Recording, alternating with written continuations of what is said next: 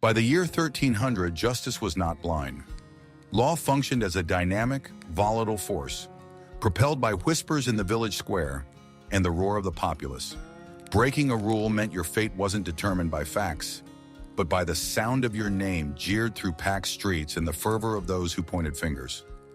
In this era, accusation itself was a swift judgment, a direct path leading to suffering. Jails were cold, fetid places, not designed for punishment yet, but for holding. Fingers and tongues endured the consequences of wrongdoing, while executed bodies swung as warnings to prevent further missteps. Welcome to an age where the scales were perpetually imbalanced, swayed less by justice and more by random chance. Journey into the core of medieval justice, where the balance of fairness rested not on proof, but on rumors, influence, and social standing. This was a world without the courtroom theatrics familiar today, yet it abounds with stories that resonate through history. Justice acted as no impartial judge here. It was as convoluted and unpredictable as a threadbare tapestry. In this domain, truth frequently buckled under the force of reputation, turning justice into a disorderly display. Within medieval society, one's reputation was as delicate as spider silk, yet equally vital. A simple accusation could spark a maelstrom of suspicion, spreading rumors with wildfire intensity. In close-knit communities, entanglement in scandal depended not on objective fact, but subjective perception. As stories were shared over ale in the village tavern or by the hearth, they created a fabric of hearsay that could warp justice past understanding. Judges, often local nobles or officials, navigated these opaque circumstances, making serious rulings grounded in stories intertwined with community existence. Here, where justice played out in impromptu assemblies, the law focused less on uncovering facts and more on orchestrating a societal performance. Accusations within this fragile framework were shaped by the identity and status of the one making the claim. The scales of justice frequently tilted due to the accuser's influence, whether rooted in wealth, piety, or significant social ties. Consequently, the nature of the crime mattered less than the social standing of both the accuser and the accused. This context transformed the medieval courtroom into a maze of personal vendettas and strategic manipulations. While truth attempted to swim against this current, it often sank beneath the weight of alliances and power struggles. The crowd, meanwhile, introduced a volatile element to this performance, their emotions and superstitions swinging the pendulum of justice as effectively as any scant evidence available then. Here, the court of public opinion often prevailed before any formal verdict was delivered. As villagers congregated to observe, their reactions served as a potent force shaping the proceedings. The community's hue and cry could tip the scales of justice in ways that no law could overturn, their voices echoing off stone and through streets as a constant, disquieting presence. Trials in this period were as much theatrical as they were legal, making justice a communal stage where the judge served as playwright. Given limited literacy, the performance of justice adopted the character of oratory and legal pronouncements. Each trial was a public spectacle, a societal rite solidifying norms through a drama comprehensible to every medieval inhabitant. The roles within this drama were distinct: the stern figure of authority, the trembling accused, and the vociferous crowd, all contributing to a lasting narrative etched into the community's collective memory. Justice under these conditions yielded concrete, often brutal results. With second chances rare, punishments focused heavily on deterring others, rather than rehabilitating the individual. Executioners served as the somber performers in this final act, personifying the harsh realities of medieval justice. Their presence was a physical embodiment of the community's verdict, swift, unforgiving, and entirely public. As life in this era was a fragile gift, easily reclaimed by the unseen hands of fate, the threat of execution loomed like a specter throughout every stage of a trial. The legacy of medieval justice is woven with contradictions, where fairness struggled under the weight of power and spectacle. Despite its antiquated reasoning, this system successfully maintained societal order, sometimes in surprisingly practical ways. The remnants of these practices form the groundwork from which modern legal frameworks have emerged. They serve as a reminder of the challenging evolution from a justice system influenced by social status and spectacle towards one striving for impartiality. By viewing this historical tapestry through the lens of time, we discern not only its severe brutality, but also a depiction of humanity's perpetual quest to balance justice, authority, and individual liberties, an undertaking as pertinent today as it was back then. Within the medieval landscape of villages and towns, where life unfolded in tightly knit communities and anonymity was as scarce as luxury, accusations often began as whispers carrying the weight of impending ruin. A neighbor's casual observation, perhaps born of envy or spite, could escalate into a dark tempest of suspicion and fear. What started as simple talk over a shared well or pasture could dismantle lives like a loose thread unraveling a cloth. Words possessed power beyond their acoustic presence, echoing through the air. Villages seemed to breathe, wrapping their inhabitants in a cloak of doubt, where mere innocence offered a fragile defense. Figures of authority amplified these whispers. Priests, seen as moral arbiters, could transform idle chatter into communal condemnation, their voices echoing divine judgment from the pulpit. A simple nod could cast a shadow of eternal damnation, causing the accused to tremble at the prospect of deviating from the collective will. Similarly, lords using accusations as political instruments could elevate groundless rumors to grim realities, driven by a need for control or personal vendetta.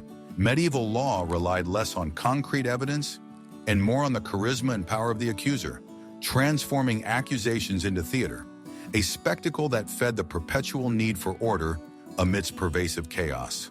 Once voiced, an accusation cast the community itself as judge and jury. Every individual became an informal juror, shaping destinies with whispers of support or silent disapproval. Market squares, church grounds, and taverns became arenas for these informal trials, where gossip served as testimony and truth was as fluid as the wine that fueled these assemblies.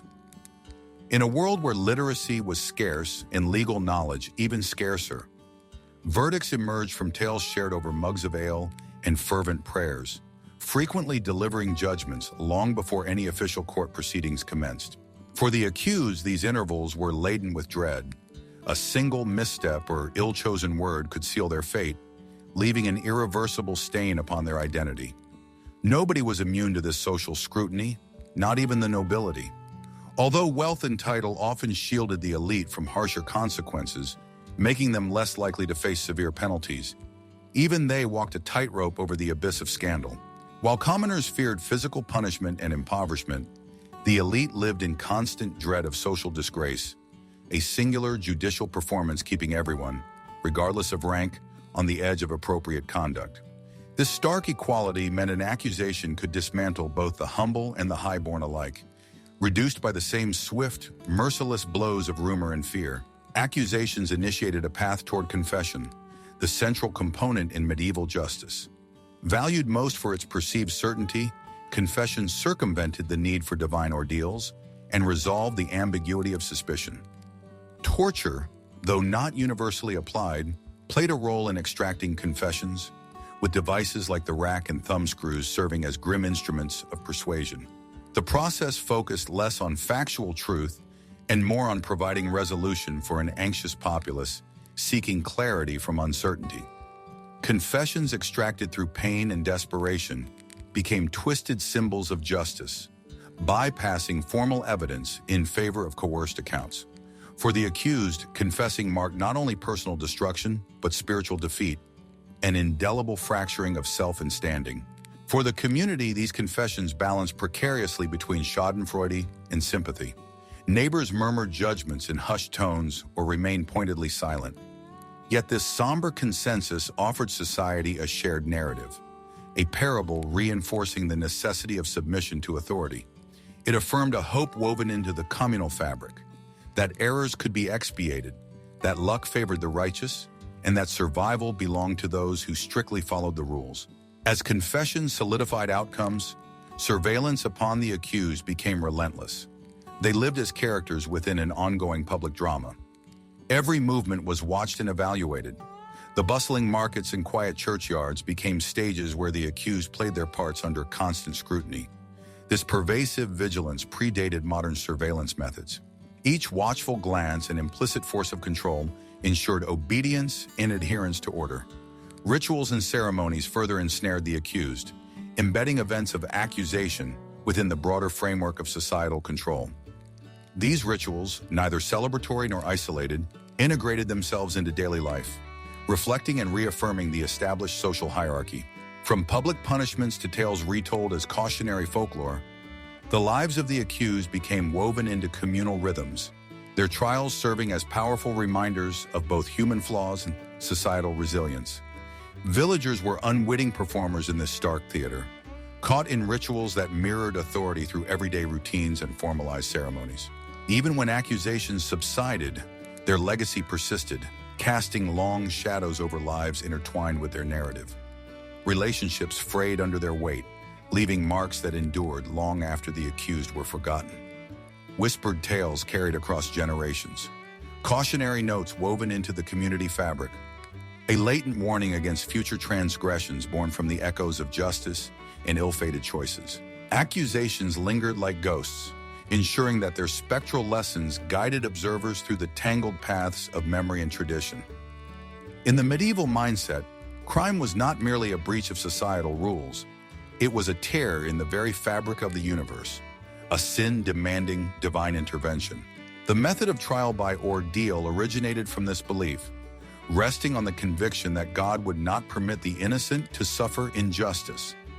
Imagine a medieval village where the entire community gathers in the square, eyes fixed on the accused standing before a magistrate who trusts divine forces to reveal the truth. It is here, amidst the crowd's whispers, that the accused undergoes trials so grim they merge justice with religious fervor. The spectacle of ordeal was less a search for evidence and more a ritualistic performance. Accused of theft or witchcraft, individuals might be forced to carry a searing iron bar, walk across fiery coals, or plunge an arm into boiling water. Time and divine will alone would reveal the truth. A festering wound was a mark of guilt, while healing wounds indicated innocence. To us, these trials might appear shockingly brutal. Yet in an era where the divine permeated daily life, they held an undeniable logic. The community stood by, watching expectantly, believing that the divine would speak through fire and flesh, distinguishing the innocent from the guilty in flames and blisters. Among these ordeals, fire served as a fierce judge.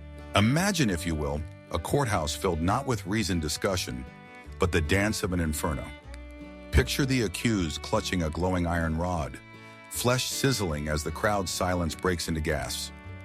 The scene was illuminated by both the play of flames and the strained faces of onlookers. A priest would oversee the ordeal, ensuring it was not mere vengeance, but a divine test. Days later, wounds would be examined. Healing injuries offered vindication, while festering ones sealed one's fate. Through such rituals, human law and divine justice converged, casting shadows over both the individual and the integrity of medieval justice itself. Water, too, held its sacred place. The ordeal of cold water relied on its symbolism of purity and rebirth. The accused, bound and cast into consecrated water, faced a test that defies reason. If they floated, the water rejected their guilty soul. If they sank, purity was theirs. The community watching from the shore whispered prayers and shared rumors, waiting for justice to unfold in ripples and splashes. In modern eyes, the test seems bizarre, chance masquerading as divine intervention. But for medieval men and women grounded in faith, this was no lighthearted game of fate. It was a solemn chapter in a divine narrative. Wounds told a specific story. After enduring scalding trials, the accused faced examination from priests and officials alike. Their wounds became the pages upon which divine messages were inscribed. Over days, deliberate and detailed examinations followed, each injury narrating tales of guilt or innocence. A clean, healing wound granted freedom. In contrast, festering wounds indicated spiritual blemish, dictating punishment. This reflects a rudimentary understanding of health, yet was accepted as a divine script where suffering and survival were read as moral purity or corruption. Religion was not merely the backdrop for these ordeals. It was their foundation and script. Heavy with Christian rituals, these proceedings felt infallible, with clerics conducting sacred rites that lent an air of divine legitimacy to the earthly spectacle. In the medieval tapestry of law and spirit, priests served as intermediaries, intertwining faith with governance so intricately that to question an ordeal was to doubt divine will itself. Such trials highlighted the church's immense influence, binding community and faith in the flawed pursuit of justice. As time advanced, however, the system's weaknesses began to surface. The Fourth Lateran Council of 1215 marked a crucial turning point. Pope Innocent III prohibited clergy participation in ordeals, paving the way for more legally rational methods. As societies progressed towards written laws and reasoned judgment, trial by ordeal gradually declined. The influence of the Enlightenment spread across Europe, substituting fire and water tests with evidence-based investigations and testimony. Yet the vestiges of belief in divine judgment persisted, resonating through folklore and cultural memory. This transitional phase in medieval justice reflects a collective human movement towards progress and understanding, as communities slowly abandon the elemental aspects of ordeal for a more rational quest for truth. Even as the flames flickered out and the rippling waters grew still, faith remained a small, enduring ember in the hearts of people searching for certainties that for them hovered on the edge of divine mystery. In the realm of medieval justice, courtrooms served as stages where drama and authority unfolded in unrestrained spectacle. Imagine a village assembly in a manorial court, the air charged with anticipation and whispered rumors. Peasants, farmers, and tradesmen filled the space. Whether held in a grand hall or an open area near a cathedral, these settings were more than mere sites of judgment. They were venues for communities to observe power dynamics, where justice was a performance designed to reinforce the Lord's authority and the village's moral framework. Entering such courtrooms, one would encounter not the solemn quiet of modern legal proceedings, but a cacophony, the crowd's murmur, the shuffling of feet on straw-covered floors, and the court crier's loud calls announcing the cases of the day. The judge himself, often a noble, presided from an elevated seat, his robes signifying power, not impartiality. Courts reinforced social hierarchies. Peasants remained acutely aware of their rank. Consecrated spaces lent divine weight to temporal authority, intertwining faith and governance as seamlessly as the surrounding stonework.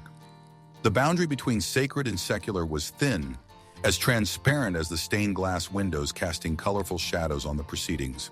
Within this dramatic realm, the trinity of authority, nobles, lords, and church clerics, held sway. They were formidable figures whose power stemmed from lineage and religion, with the fate of the accused placed in their combined grasp. Lords dispensed justice through lenses clouded by social preservation, while concerns of divine retribution remained ever prominent. Trials became theaters where personal vendettas and communal grievances were as prominent as the defendant himself, reflecting the prevalent belief that order was entwined with land rights and social rank. Facing these earthly judges were clerics, men who wielded religious authority. Armed with scriptures and the belief that every soul was a battleground, they viewed each trial as an opportunity to confront divine will. Trials transformed into theaters where faith and fear intertwined, the clerics' dramatic pronouncements swelling through the crowds like hymns in echoing naves. Verdicts were theatrical events, decisions rich in performance as much as grim realities, their outcomes as unpredictable as stormy skies gathering overhead. Once a case entered the medieval justice system, the accused understood that drama and rhetoric, not facts, dictated their fate. Accusations, often born of rumor or jealousy, sufficed to drag someone into the court's orbit. As tensions rose, voices surged. Witnesses, neighbors, townspeople, and rivals gave testimony, sometimes colored by truth, other times tainted by bitterness. Compelling narratives took precedence over logical arguments, and public expectation inflamed the proceedings. Court was less about uncovering facts and more about the spectacle, with societal norms forming the unspoken script and personal integrity at stake. Every trial was a community affair, an event interwoven with drama and communal judgment. To medieval townsfolk, court days were highlights, cultural touchstones breaking the monotony of agrarian life. The anticipation matched that of any grand festival. Participants arrived draped in curiosity and anticipation. Within this amphitheater of justice, the audience wielded its own power, influencing decisions and embedding proceedings into local folklore. Trials unfolded like theater, Allegiances were whispered among the crowd. Emotions ran high with each rhetorical flourish or divine plea. Witnesses became stars, those spinning tales transformed by lips in the gallery. The conclusion, marked by a public verdict, brought catharsis, justice observed, debated, and recorded not in annals but in memory and oral tradition.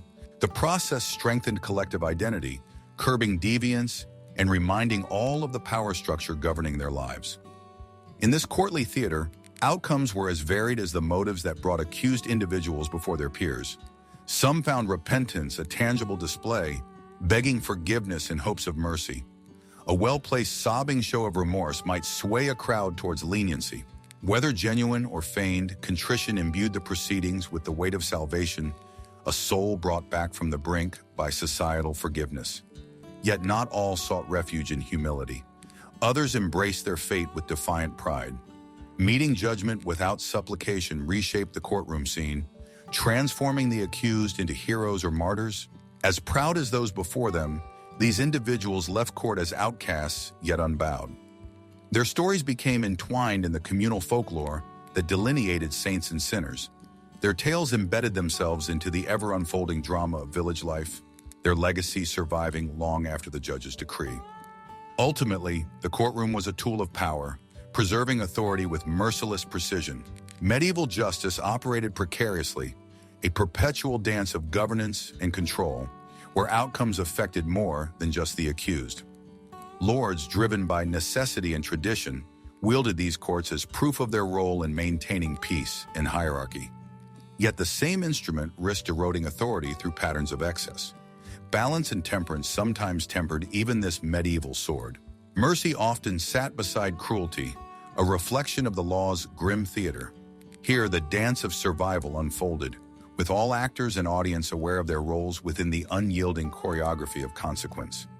In the medieval era, jails were as much a feature of life as the looming castles casting their long shadows over towns. Yet unlike their modern counterparts, these jails were not designed for rehabilitation or prolonged punishment. They were simply temporary stops, holding areas where the accused languished while the mechanisms of justice slowly, if ever, operated. As one approached the stone walls, an icy shiver might creep up the spine, knowing that behind those imposing facades lay cold, cramped spaces filled with the stench of neglect and fear.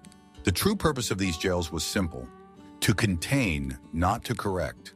Constructed in the dank cellars of fortresses or deep within city centers, medieval jails were bastions of discomfort. Their architecture was rudimentary and harsh.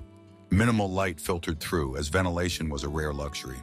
Usually the floors were nothing more than packed earth or bare stone. There was no respite from the filth and decay that infested these spaces, which they shared with vermin, whose presence was as constant as it was unwelcome. This oppressive environment was more than just a holding area. It was a physical manifestation of the anxiety felt by those trapped within its walls, as each day bled despair into the next.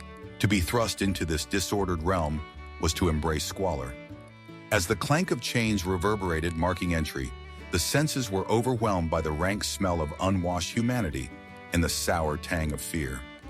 Rats scurried along the walls, acting as both companions and tormentors, while the afflicted and anguished released cries that broke the oppressive silence. Cells carved from stone crammed multiple souls into their narrow confines, fostering an unbearable intimacy, not of friendship, but of shared misfortune. Here, the darkness whispered fears that the mind could not ignore. Sleep, fragmentary and rare, offered little relief as it was interrupted by nightmares desperate enough to seem real. Their echoes woke those already half-mad with worry. Food was a scarce commodity, often sparse and spoiled, challenging both health and morale. In this stark place, necessities felt like distant memories, while hope was a fragile entity clinging to the edges of consciousness. The jails, however, served another purpose, one perhaps darker and deadlier than mere incarceration. They were a tacit instrument of power. The conditions within were designed to break one's resolve until confessions, genuine or not, were wrung from lips swollen with dread. Life inside was a relentless grind, each day a test of mental and spiritual endurance. Physical confinement mirrored psychological torment, With hope barely rising above the horizon, few words passed between guards and prisoners. Communication tinged with the implicit threat of violence. For those within, faith became their anchor, with prayers weaving a rhythm through the long, lonely hours. Even in the depths of such despair, fragile threads of camaraderie emerged among captive souls, seeking solace in whispered stories and shared dreams of the freedom that lay beyond these grim walls. Every rumor, every snippet of outside news carried the weight of 1,000 hopes and fears. The prospect of judgment, rather than a light at the end, felt more like a shadow ready to envelop them. Time stretched and contracted unpredictably amidst anticipation and despair. Many languished for months, even years, their existence becoming a forgotten secret within the shifting tides of medieval justice. Amidst these relentless cycles, prisoners braced themselves for whatever end awaited, be it release, ransom, or the ultimate penalty. Yet, as was often true throughout medieval society, not all experiences behind bars were treated equally.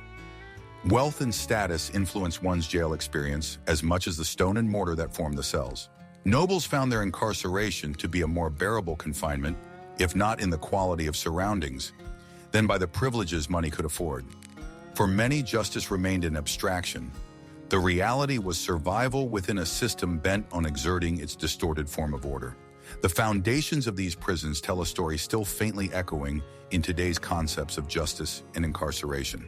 They speak of a world less concerned with fairness than with sheer, undeniable power. A world where the lines between innocence and guilt were as often drawn by fate or fortune as by fact.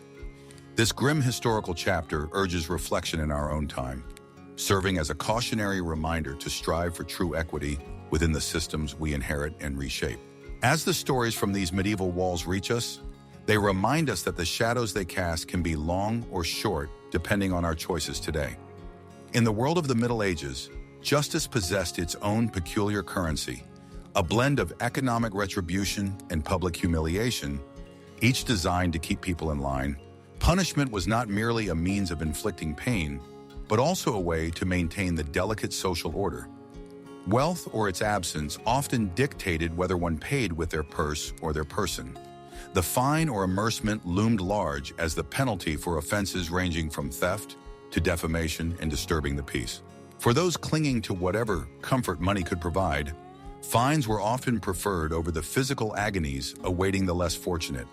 The peculiar economy of fines highlighted the vast disparities in medieval society. For the affluent, paying a fine was often viewed as a preferable alternative, an escape route from more grisly punishments, serving as an indicator that wealth indeed equated to worth. For peasants, however, a fine could spell disaster, dragging families further into the abyss of poverty. What should have been a means of justice ended up commodifying crime, instilling fear in those who had little but had to pay with everything they were worth. The system reinforced social divisions, portraying a world where wealth could purchase a quiet settlement and avoid the bitter sting of public condemnation.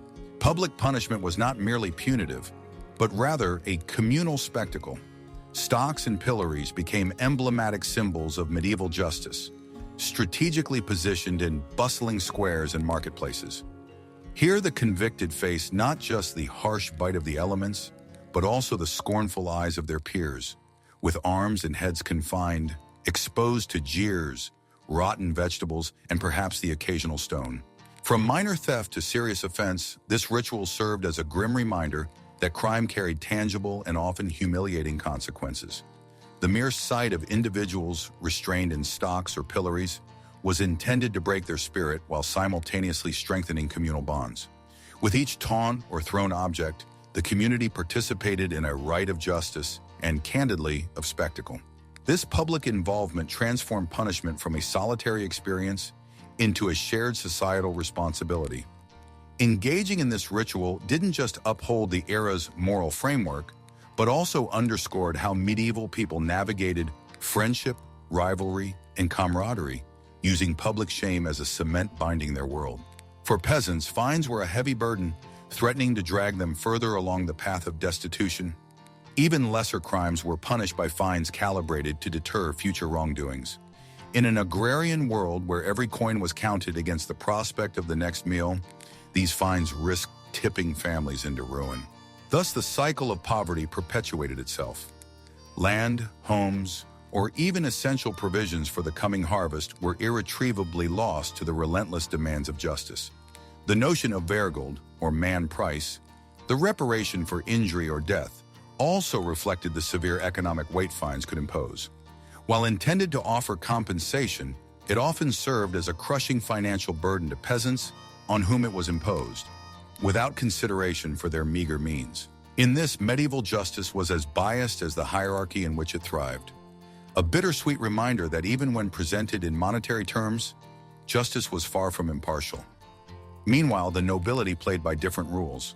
Their elevated status allowed them to maneuver behind closed doors, negotiating terms that shielded them from the harsher penalties reserved for commoners. In manorial courts, familial influence and financial resources often produced more lenient outcomes, shielding them with layers of protection that poor individuals could not access. When nobles did face fines, these often amounted to a mere acknowledgement of the law, symbolic gestures designed to uphold appearances rather than enforce genuine punishment. The privileged few navigated the legal landscape with surprising ease, using their influence as both sword and shield to preserve their status. Whereas for peasants, the legal system seemed designed to perpetually keep them in place, nobility reaped benefits from the very same structure, a demonstration of how closely medieval justice wove itself with the threads of social hierarchy. Ironically, the spectacle of medieval justice thrived on community involvement. Watching a villager cower in stocks or be stripped of their hard-earned coins was not a solitary endeavor.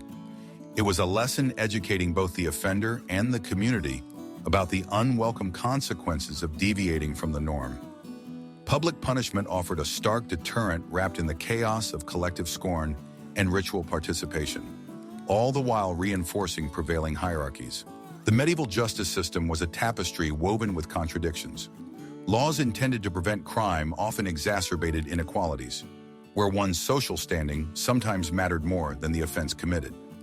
As peasants succumbed under penalties they could not bear, and nobility strode past repercussions with minimal inconvenience, the intended fairness of justice hung in question.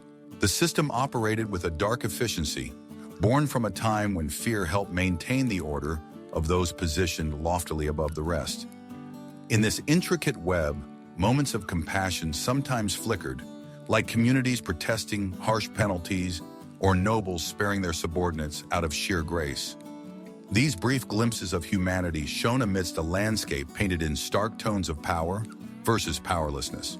And so medieval justice served not just as a force of order, but as a vivid portrait of a world perpetually dancing between control and chaos. If this peculiar glimpse into medieval life stirred your curiosity or your stomach, please give us a like. And if you're hungry for more gritty tales from the darker corners of history, subscribe to Medieval Grime. We serve our history smoked, salted, and a little bit cheeky. Thanks for watching. Stay grimy, and we'll see you next time by the fire. In the rugged era of the 1300s, theft was a crime born out of desperation and opportunity, a grim reflection of the harsh realities of medieval life, where a peasant driven by hunger might snatch a loaf from a market stall or an unattended bucket. In towns and cities, the more skilled culprits, those nimble-fingered cut-purses, found fortune in the hasty slicing of pouches and the pilfering of coins. But in a society where survival balanced precariously on the edge of poverty and famine, the looming specter of punishment was as brutal as it was decisive. The loss of a hand, this punishment was rooted in the dual aims of retribution and deterrence, anchored in the simple yet brutal notion of removing the offending limb to eliminate the threat. Such punishments were not conducted behind closed doors, but unfolded as public spectacles in the town square, where the community gathered to witness a thief meet justice. The procedure played out on wooden platforms where the condemned often stood bound in tight ropes, uttering regrets or curses to an unheeding audience. Hands were forcibly placed upon rough-hewn chopping blocks, already slicked with the echoes of previous punishments. As the executioner's axe rose high, a collective breath seized the crowd, not in silence, but amidst a roaring tide of murmurs and cries. This was no mere act of justice. It was an integral part of the communal rituals that threaded through medieval existence. The thief's torment echoed, mingling with the quotidian sounds of market cries and clanging hammers. To lose a hand meant more than physical loss. It signified the dissolution of one's status and dignity, branding a person forever with a tale of transgression. Labor was livelihood, and without hands, one's capacity to till, craft, or fight was irrevocably compromised. A thief might escape death, but the very essence of their identity was irreparably marred, haunting the fringes of their society. The tongue, that powerful and perilous instrument of human expression, was held in similar suspicion. Medieval society took keen note of its potential for harm and unleashed severe punishments upon those whose speech sowed discord, deception, or blasphemy. Liars, blasphemers, and seditionists alike could find their tongues cut out. A chilling ritual meant to cleanse their words from the community. Its aim was not just to punish the crime, but to eradicate its potential. The mutilation surpassed physical pain, as speech was considered a divine gift and a cornerstone of identity. Its removal rendered individuals silent specters within vibrant storytelling cultures, where the absence of a voice diminished one's identity. Bereft of speech, they could no longer defend themselves, barter, or even pray aloud, rendering them cursed to wander silently through a world shaped by the words they could no longer utter. Beyond amputation, medieval justice incorporated branding and whipping, embedding societal transgressions into skin and scar. Branding marked the flesh with hot iron, leaving behind permanent emblems of shame. Letters like T for thief or F for forger were carved into hands or faces. The act was public and painful, declaring one's crimes with searing finality. Whipping, too, resonated across town squares, each lash serving as a potent reminder of the boundaries that held medieval society together. Unlike branding, the marks left by whips eventually faded, though the stigma lingered, etching itself onto the psyche as much as the flesh. These punishments fulfilled purposes far beyond mere discipline. They reinforced the stringent social hierarchies deeply woven into medieval existence. Yet the suffering extended beyond the physical to encompass social ostracism. The visible marks of punishment broadcast personal failings with undeniable clarity. In tightly knit communities, a missing hand or branded forehead translated into ostracization, casting individuals and their kin into isolation. Social reputation was paramount, dictating one's place, and punishment extended a humiliation that rippled outward to affect families and livelihoods. The system weaponized shame not merely to regulate antisocial behaviors, but to delineate societal boundaries, solidifying hierarchies and highlighting the margins of medieval civilization. Punishment in this era carried divine undertones, where the body mirrored the soul's moral state. Medieval judgments often served as a reflection of divine will, deeply embedded in societal consciousness by clergy who interpreted these acts as redemption through suffering. Crime was conjoined with sin, and physical punishment became a necessary atonement.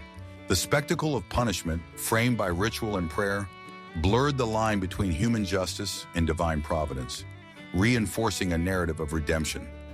Amidst the severity, justice encountered irony and absurdity. The system's inequities and abuses of power highlighted how it often twisted into an unintended caricature. Those with means could escape the worst, leading to dark remarks about skewed justice. Absurd juxtapositions abounded.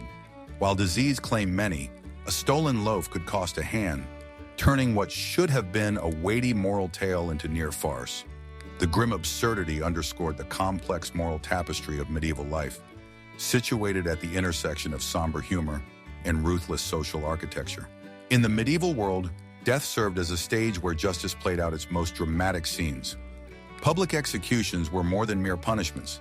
They were visceral lessons embedded in the fabric of society, serving as both a deterrent and a spectacle. Gatherings in town squares or fields saw entire communities assemble, not merely as passive spectators, but as active participants in a macabre theater of morality. The atmosphere bristled with the heavy thud of a trapdoor, the tortured creak of a rope, and the sharp collective inhale of the crowd as the condemned met their fate on the scaffold. A wooden fixture worn by time and tales of those who walked its bleak path. This grim tableau was both feared and revered, reinforcing the authority of the law and the dominance of those who wielded it. With much of the population illiterate, visual displays such as these powerfully communicated societal rules far beyond any royal decree. Every execution was meticulously orchestrated to affirm the might of the local lord or the crown, personified by stern officials or the black-cloaked executioner, with a clear message: defy the law and suffer a dishonorable demise. Even when nobles faced execution, often with more ceremony, the message remained constant. No one was truly beyond the reach of justice. The church, represented solemnly at many such events, lent a divine seal of approval, intertwining earthly justice with heavenly mandates. Methods of execution varied, chosen to fit the crime's severity and the lesson intended. Hanging was the most straightforward and common method, particularly for thieves and highwaymen. As the condemned was paraded through jeering townsfolk, the noose became an omnipresent symbol of their imminent death, a grim reminder that deterrence was the ultimate objective. While the executioner might aim for swiftness, the spectacle's gravity often dictated the speed of their demise. For the gravest offenses like treason, the scenario darkened further. Beheading, a privilege typically reserved for nobility, sometimes turned grotesque when an inexperienced executioner botched the act. Even more brutal were the drawn-out spectacles, like drawing and quartering, where the perpetrator was literally torn apart. Such ghastly ends served not just as punishments, but as visceral lessons, with remains displayed. Heads were boiled and mounted on spikes, limbs hanging at city gates as warnings to others to abide by the law. Standing at the heart of these grisly tales were the executioners, figures both dreaded and indispensable. Skilled artisans of death, they typically inherited the profession from their fathers, gaining expertise in the precise execution of their grim tasks. Despite the essential nature of their work, executioners often inhabited society's fringes, shunned for their constant engagement with death. Yet feared and occasionally respected, they maintained their tools with care, akin to a craftsman's pride, their anonymity preserved by masks and distance from those they served. Some developed bonds with their charges, engaging in final conversations or accepting bribes to ensure a quicker end. In time, certain executioners became notorious for their proficiency, lending a morbid celebrity to their profession. Public executions also functioned as community gatherings, blending dread with a peculiar form of entertainment. While merchants hawked wares and food amidst the crowd's anticipation, the executions themselves drew people from near and far, transforming justice into a communal festival of sorts. Broadsides circulated, telling tales of crimes and punishments. Their dark humor and exaggerated accounts etched moments into regional lore. For witnesses, these events were opportunities for catharsis, a chance to reaffirm society's moral boundaries from a safe distance from the gallows' shadow. Through witnessing, people explored the edges of morality and justice, reinforcing their collective identity and values. Despite the aura of infallibility projected by medieval justice, it was fraught with errors. Reliant on accusation over evidence, the system often misconstrued guilt, leading to wrongful executions.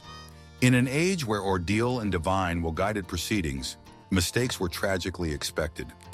Accusations could cling with grim inevitability, with the community's desire for retribution sometimes overshadowing the pursuit of truth. Miscarriages of justice filled the annals of history with tales of innocence claimed too late. Ghostly echoes of failure lingered in folklore. As the clamor faded, the aftermath of an execution imprinted itself upon the living landscape. Bodies left to the elements served as stark reminders to townsfolk and travelers alike.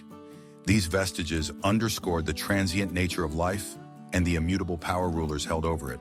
Yet beyond their immediate impact, executions fed into the lore of places, shaping identity for generations.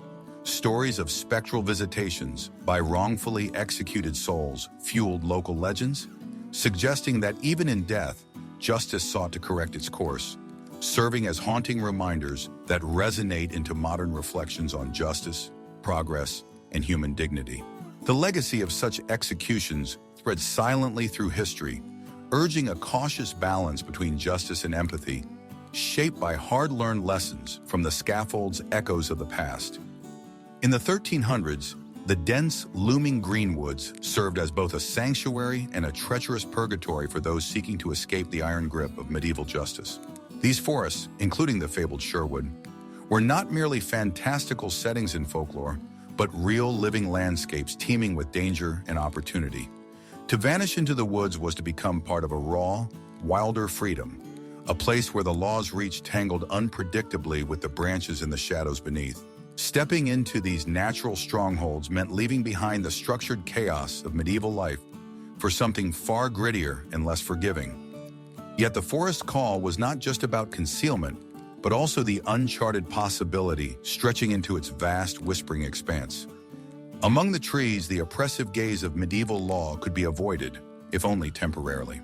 However, such refuge came with no promises of safety or easy survival. Life in exile within the Greenwood was far from the romanticized tales of adventure. This was a testament to desperation and gritty perseverance.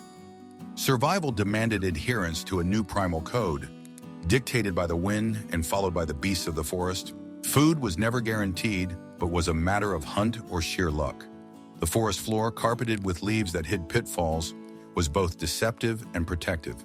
In such a world, every step might lead to nourishment or starvation. Those who chose or found themselves forced into the woods faced stark realities. Wild animals were unrestrained, food sometimes elusive, and shelter had to be crafted from the earth itself.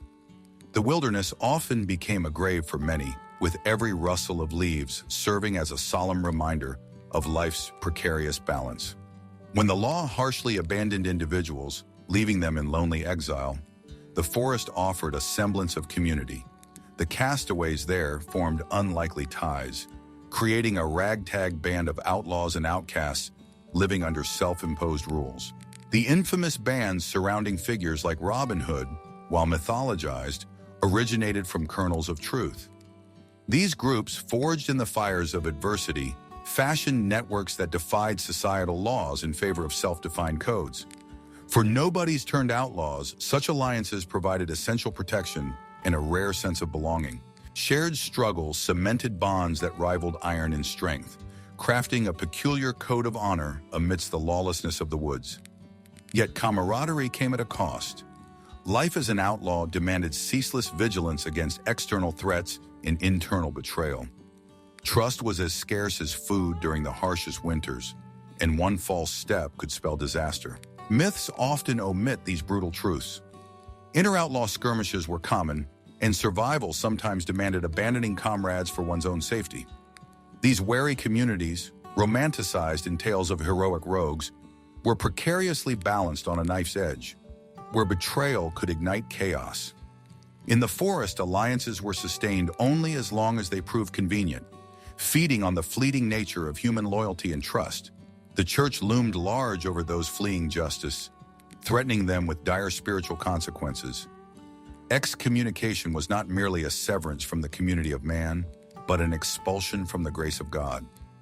The church's declaration that a fugitive soul was forfeited carved a wound deeper than any sword, with medieval society deeply intertwining spiritual life with worldly well-being. For peasants and lower nobles on the run, the label of excommunicate could be a fearsome specter. Tales of divine retribution added to this fear, as folklore among the outlaws spoke of spectral monks and ghostly bishops haunting their dreams. These spiritual consequences pushed some back toward the fold of law in search of redemption, signifying how the threat of excommunication exercised control far beyond temporal punishments. Navigating subsistence in the wild demanded wit and resilience. The natural bounty of the 1300s was there to be harnessed by the cunning. Edible plants and small game became focal points for the fugitive forager, with the savvy learning to discern between sustenance and poison through trial and error, sometimes dire. Shelter was crafted from scant resources, with branches and leaves providing more survival than comfort against the elements. As seasons turned, the forest served as both ally and adversary, offering leafy cover in summer and biting wind in winter. Relentless autumn rain drenched all but the most ingeniously constructed shelters, challenging even the most resourceful fugitive. Sometimes the forest offered only cold and wet discomfort. Choosing the wilderness meant choosing a life fraught with uncertainty and devoid of societal rights. The risk of capture and the weight of potential punishment often seemed lighter than the certainty of execution or public shame. Amidst these hidden chapters in forest lives, heroic tales and legends emerge. Myths outlasted their subjects, echoing through time. Romanticized stories overlooked isolation and fear's grim reality, transforming desperate lives into aspirational tales of those leaping into legend. Yet life on the run meant ever-present risks. Pursuers never rested. Medieval justice sought to suppress defiance, sending authorities relentlessly after lawbreakers. Sheriffs, blending duty with personal motivations, groomed men and hounds to track the elusive trails of outlaws. For the fugitives, every snapped twig could herald discovery. They lived on a knife's edge, honing their stealth into a skill as sharp as any blade. One glance backwards served as a reminder of how thin the line was between freedom and fate. Freedom became intertwined with philosophy and fatalism, this restless dance sanctifying the endless hunt between the pursued and their pursuers. In the medieval world, justice was a commodity, a privilege rather than a right, swayed more by the clink of coins than by noble ideals. Yet for those who could afford it, justice became malleable, a shadow to be manipulated. Money coursed through medieval courts like blood, greasing palms and turning blind eyes. The wealthy procured influence through bribery. They hired advocates or scribes to ensure the scales tipped in their favor. Procuring papal indulgences or royal charters, cloaked in the legitimacy of parchment and seal, was more than merely avoiding stocks or the lash. It was about walking free while others suffered, turning judgment's machinery into a finely tuned instrument of personal gain. Picture the courtroom not as a hallowed hall of justice, but more an auction where the highest bidder often determined the outcome. While the process of justice was within easy reach for the wealthy, it was prohibitively expensive for the poor. Court fees, travel expenses, and the expectation of special attire drained the modest resources of peasants or tradesmen. Conversely, for the affluent, legal wrangling was a mere line item accounted for and absorbed amidst their lands and titles. Time and money allowed for delay tactics and labyrinthine maneuvers to tangle and exhaust their opponents. With coin as their ally, the justice system bent readily to their will. They could petition kings or resolve grievances outside equitable boundaries, crafted leisurely to suit their narrative. Justice's price extended far beyond coin, threading through social networks and political favors, weaving a protective cloak that shielded the wealthy from harsh fates reserved for less fortunate souls. For nobles, trials served less to discover truth. Instead, they played out like performances of diplomacy, heavily wrapped in privilege and kinship. Rather than facing grim spectacles in public courts, nobles convened in opulent chambers, regaled with tapestries and symbols of legacy. Here, justice mingled with politics, discussed through negotiations and allegiances. Rarely did nobles feel the sting of medieval cruelty. Punishment often meant mere house arrest or foreign banishment, inconveniences rather than life-crippling consequences. Living under the leges baronum and their own set of laws, they shaped justice to fit their whims and aspirations. Shrouded in spectacle and ceremony, noble trials boasted a retinue of allies and advisors. Unfamiliar with the chaos of peasant trials, such proceedings resembled strategic movements in a power game. Witnesses faced dismissal. Damning evidence crumbled under noble testimony in favor. In reality, verdicts were often decided prior to a single utterance of defense, with familial bonds crisscrossing beneath tables to determine fates invisibly but decisively. Thus, noble trials reinforced social hierarchies instead of fairly gauging guilt. A reminder that the currents of justice flow gently for those of noble blood. In medieval law, clergy enjoyed privileges within the comforting embrace of ecclesiastical courts. Crimes committed by those in sacred garments dodged secular authorities' reach, judged within the church's sanctified walls. Beyond a mere legal peculiarity, this reflected tangled relations between spiritual and temporal powers. Ecclesiastical tribunals, bastions of theology and canon law, often challenged secular principles with leniency. Penitential acts supplanted harsh punishments. Fines were remitted as charity. Transgressions were cleansed through prayer and devotion. The cloth served as a protective veil, a woven defense against secular justice's harsher hand. This clerical immunity fostered abuses, turning sanctity into a refuge for avoiding harsher secular systems. Some push sacred rules to their limits, exposing flaws beneath the noble aims of ecclesiastical jurisdictions. Yet this system offered a form of justice beyond physical punishment for sins deemed heretical or otherwise sinful. Redemption lay through confession, penance, and prayer, representing a stride toward a justice grounded in spiritual resilience. However, scandals sometimes stain the walls of this moral fortress, a bittersweet reminder of the complexities inherent in any privileged system. The potent blend of money and royal or noble pardon stood as a testament to the age-old dance of injustice. A royal pardon embodied personal grace and political maneuvering, transforming treasonous defiance into feudal loyalty, severing sin from sinner with a quill's simple stroke. Pardoning operated as a tool not just of redemption, but of power, repurposing guilt into political capital and loyalty. Medieval records bear witness to pardons, ink-blotted proof of justice's fluidity when swayed by power players. Securing such favor required cultivating relationships within courtly circles, aligning oneself deftly amidst centers of power. For commoners, these aspirations proved distant dreams, yet those tethered to the right connections navigated legal judgments with astonishing reversals of fate. Wealthy patrons might see their misdeeds overlooked in return for political backing or strategic marriages, emphasizing justice's role not as an equalizer, but as an elite's bargaining chip. Within medieval law lay deep-rooted ironies, marked by contradictions and inconsistent legal paths. One minor infraction punished severely within a lordship might only result in a fine elsewhere, illustrating inconsistencies across judicial frameworks. Local custom and tradition heavily influenced outcomes. A noble might exploit legal loopholes to pursue vendettas while remaining untouched by skewed principles.